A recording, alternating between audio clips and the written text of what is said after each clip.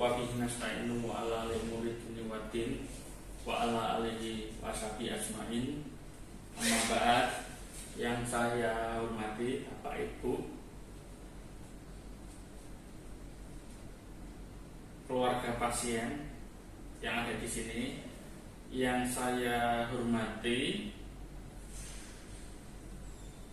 Ibu dosen pembimbing kami, Ibu Yulia Susanti Eskepnes MGAP, selaku dosen pembimbing keperawatan HIV/AIDS, yang saya banggakan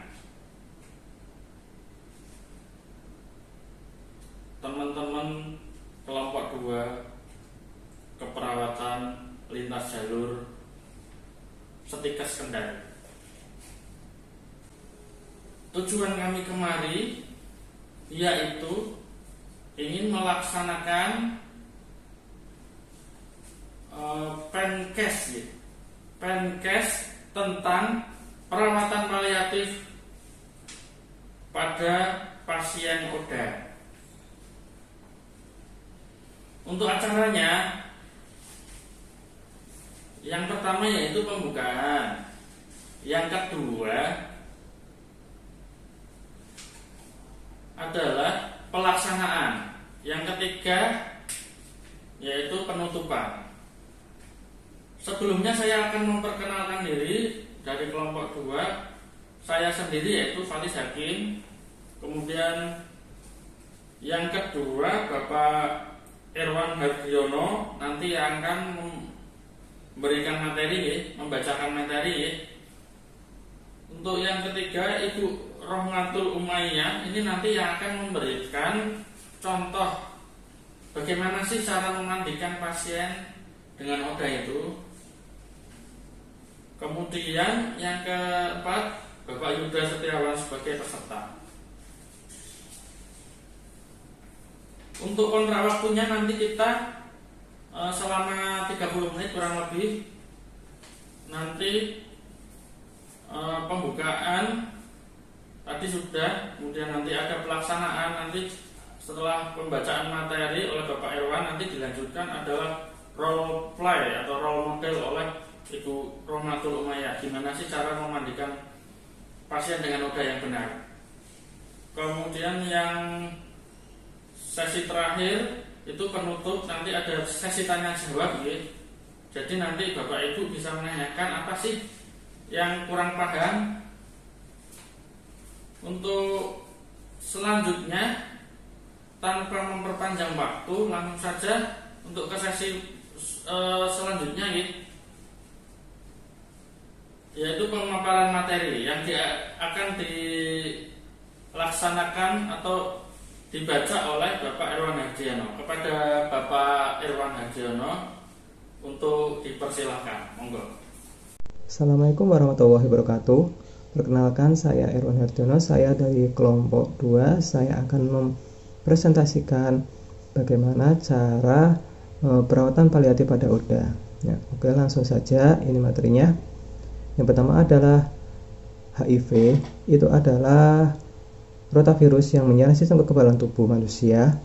Kemudian seseorang yang terinfeksi HIV dapat menyebabkan acquired immunodeficiency syndrome, yaitu AIDS. Ya, munculnya sindrom ini erat hubungannya dengan berkurangnya sel kekebalan tubuh yang prosesnya tidaklah terjadi seketika, melainkan sekitar 5-10 tahun setelah seseorang terinfeksi HIV. Ya.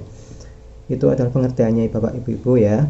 Kemudian cara penularannya yaitu yang pertama adalah hubungan seksual dengan pengidap HIV atau AIDS-nya. Yang kedua yaitu darah dan produk darah yang tercemar HIV atau AIDS. Kemudian yang ketiga adalah pemeriksaan kandungan seperti spekulum ya. Alatnya maksudnya alat pemeriksaan kandungan seperti spekulum, tenakulum dan alat-alat lainnya yang menyentuh darah, cairan vagina atau air mani yang terinfeksi HIV dan langsung digunakan untuk orang lain yang tidak terinfeksi oleh HIV. Itu gitu nggih Bapak Ibu. Kemudian yang berikutnya adalah bagaimana sih kita langsung perawatan paliatif pada ODA. Sedangkan di sini kan ada pasien ya, pasien keluarga dari Bapak Ibu sekalian yang istilahnya itu tidak sadar untuk bagaimana sih cara untuk merawat ya, pasien tersebut ya, di rumah. Sedangkan Anda sekalian mungkin belum begitu mengetahui ya caranya. Sekarang kita lanjut saja, yaitu perawatan paliatif. Apa sih perawatan paliatif itu? Yaitu merupakan perawatan total yang dilakukan secara aktif, terutama pada pasien yang menderita penyakit yang membatasi hidup dan keluarga pasien, yang dilakukan oleh tim secara interdisiplin, di mana penyakit pasien tersebut sudah tidak dapat lagi berespon terhadap pengobatan atau pasien yang mendapatkan intervensi untuk memperpanjang masa hidupnya. Nih, yaitu terus tujuannya dari perawatan paliatif itu Bapak Ibu, yaitu tujuan dari perawatan paliatif adalah untuk mengurangi penderitaan pasien, kemudian memperpanjang umurnya, meningkatkan kualitas hidupnya, juga memberikan support kepada keluarganya. Meski pada akhirnya pasien tersebut meninggal, yang terpenting sudah meninggal, dia sudah siap secara psikologis dan spiritual, kemudian tidak stres menghadap penyakitnya yang diderita. Perawatan paliatif meliputi menyediakan bantuan dari rasa sakit dan gejala yang menyedihkan lainnya, kemudian menegaskan hidup dan mempercepat atau menunda kematian. Kemudian yang ketiga, mengintegrasikan aspek-aspek psikologis dan spiritual perawatan pasien, tidak mempercepat atau memperlambat kematian, kemudian meredakan nyeri dan gejala fisik lain yang mengganggu, menawarkan sistem pendukung untuk membantu keluarga menghadapi penyakit pasien ya. Kemudian apa saja sih perawatan paliatif ya? Maksudnya manfaatnya itu apa saja? Yaitu manfaatnya meningkatkan kualitas hidup Oda dan keluarga. Yang kedua, mengurangi penderitaan pasien. Yang ketiga, mengurangi frekuensi kunjungan ke rumah sakit. Kemudian yang keempat adalah meningkatkan kepatuhan pengobatan. Oke, terus kemudian nanti akan ada sedikit, yaitu cara bagaimana sih salah satu cara yaitu perawatan paliatif, yaitu dengan cara memandikan pasien ya. Bagaimana sih cara memandikan pasiennya tersebut? Nanti akan dilanjutkan oleh Mbak Rohmatul ya, yang dimana nanti kita sudah sediakan alat olahraganya dan dia mungkin sudah siap. Monggo, silahkan. Assalamualaikum Bapak Ibu. Di sini saya akan memperagakan bagaimana cara memandikan pasien dengan HIV/AIDS ya. Yang pertama kita siapkan adalah sarung tangan, kemudian celemek atau apron, kemudian ada handuk dan wastafel, kemudian sabun, baskom, air yang berisikan air hangat, dan pakaian ganti. Ya Bapak Ibu, bisa kita mulai sekarang ya. Sebelumnya kita sudah cuci tangan dulu ya Bapak Ibu. Ini kita pakai sarung tangan terlebih dahulu. Iya. Ini kemudian kita pakaikan celemek terlebih dahulu ya. Kalau di rumah ada celemek, bisa menggunakan celemek ya yang anti air. Astagfirullahaladzim, kasih dia kopi. Diam dulu. Kasih kopi. Diam. Nobacing. Yang pertama-tama kita ganti selimut dengan menggunakan handuk ya. Permisi adik.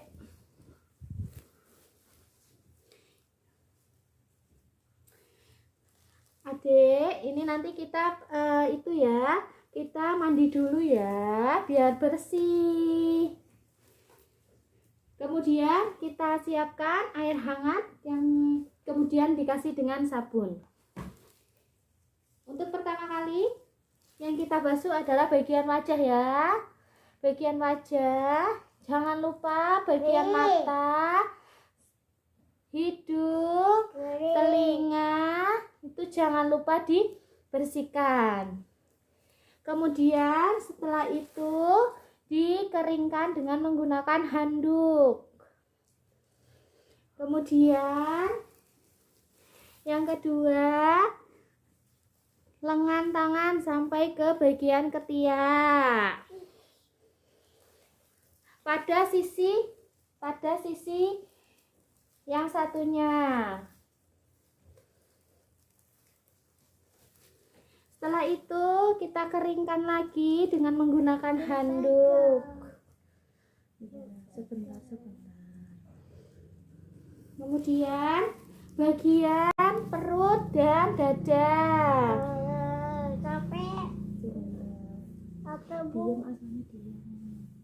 Ada pusing. Tuh. Kemudian kita keringkan lagi dengan menggunakan handuk. Setelah itu kita miringkan pasien, kita bersihkan bagian punggung.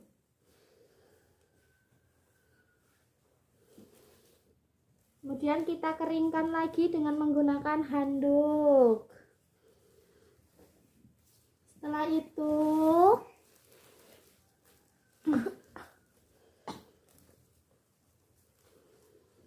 kita bersihkan bagian kaki.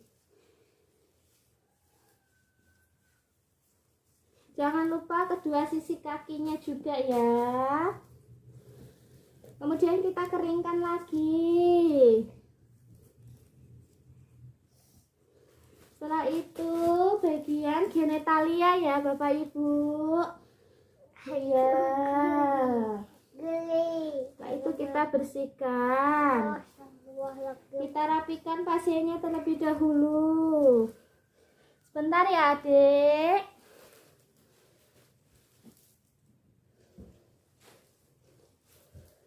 Kita ambilkan pakaian ganti. Sakit. Sebentar ya, permisi. Udah.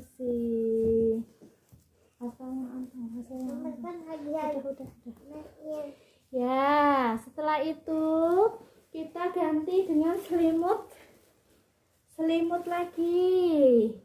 Tuh. Lalu tahu. Permisi ya adik. Kalau sudah selesai semua, kita rapikan semua alatnya. Tangannya mana? Kita lepaskan sarung tangan. Sebentar dulu kakak ngomong gitu. Enggak ada. Ya. Kita lepaskan apronnya. Sebentar kak.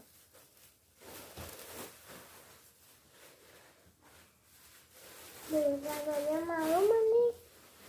Setelah itu kita rapikan pasiennya. Begitu Bapak Ibu cara memandikan pasien dengan HIV/AIDS. Terima kasih. Gimana Bapak Ibu setelah mendengarkan, memperhatikan materi yang disampaikan Bapak Erwan Hadiono? Apakah ada yang belum paham?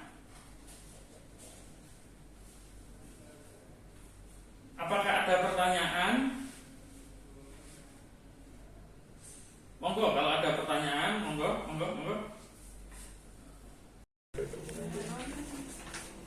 Assalamualaikum warahmatullahi wabarakatuh.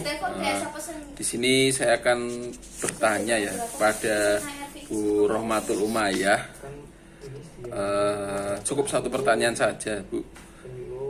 Apa harus pakai alat dan bahan seperti yang jenengan peragakan tersebut, seperti celemek, sarung tangan, dan waslap model tersebut?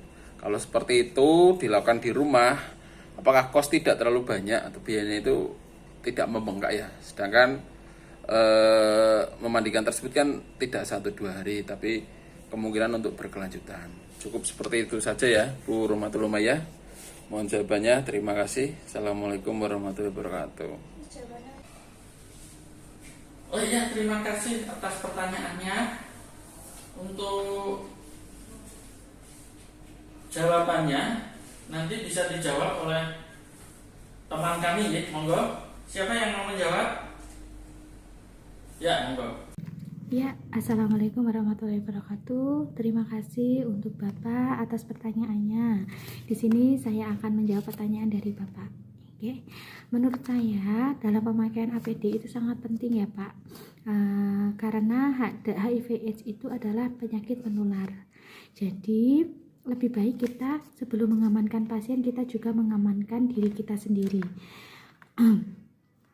Karena HIV/AIDS itu bisa ditularkan dari cairan tubuh manusia. Jadi lebih baik kita berhati-hati.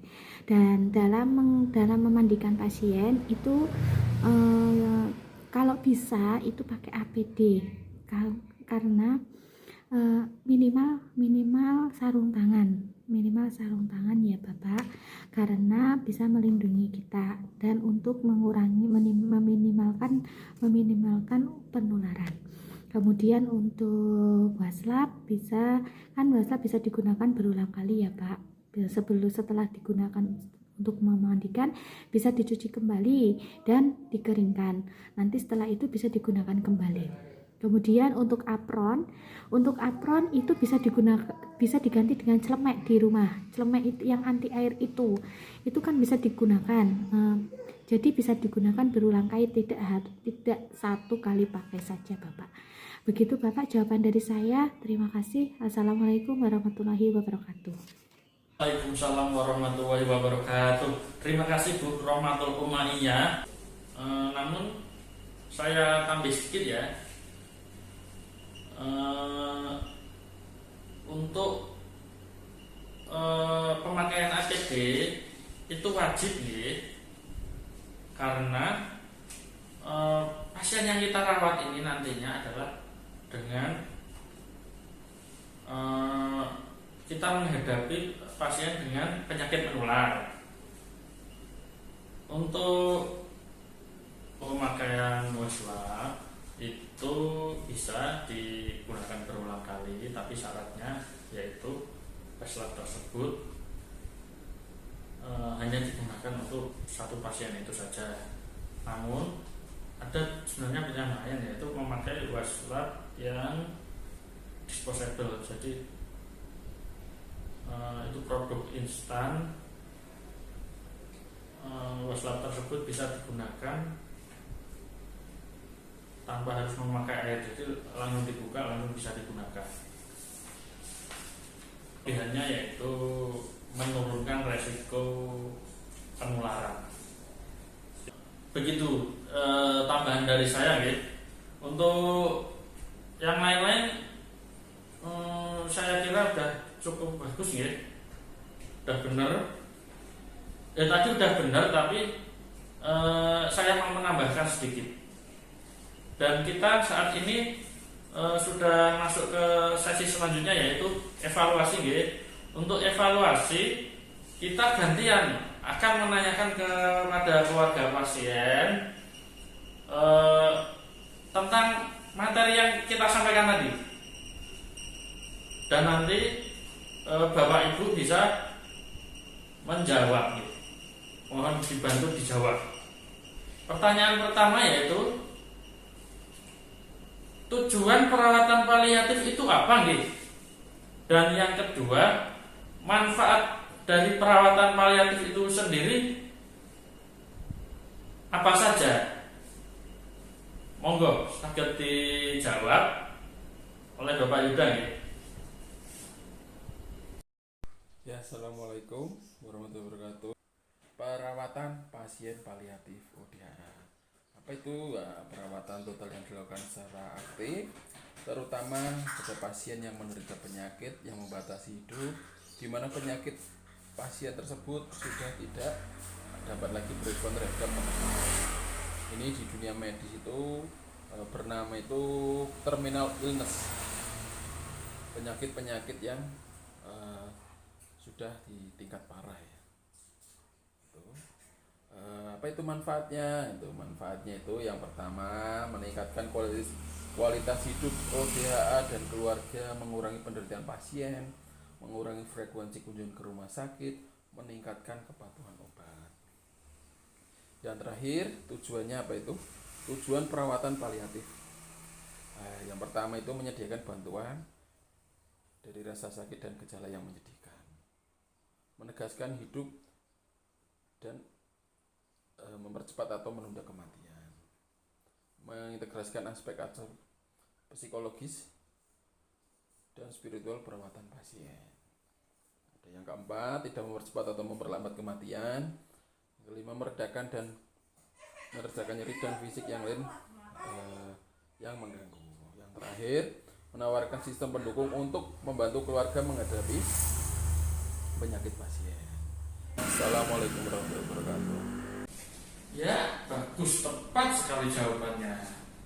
Berarti materi yang kita sampaikan itu berarti sudah jelas semua nggih. Kira-kira cukup dari kelompok kami. Bila ada tutur kata yang tidak berkenan, kami mohon maaf sedalam-dalamnya. Akhirul kalam. Wassalamualaikum warahmatullahi wabarakatuh.